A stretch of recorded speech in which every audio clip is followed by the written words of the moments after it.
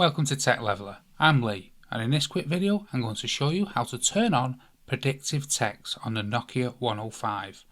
So first things first, let's head over to the menu, and let's say we want to turn it on for the messages. However, this will turn it on for everything on the phone. So let's create a message, and as you can see up the top here, this is just ABC. So whenever you type, it'll just type them letters. And to turn predictive text on, go to Options, come all the way down to Dictionary, and then select your language, in this case English, and T9 Dictionary on. So now, whenever you type,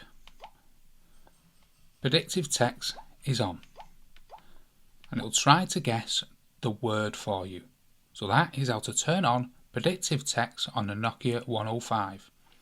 I hope you found this video helpful. If you did, smash the like, smash the subscribe, and don't forget to check out this playlist here where we have many other Nokia 105 tutorials.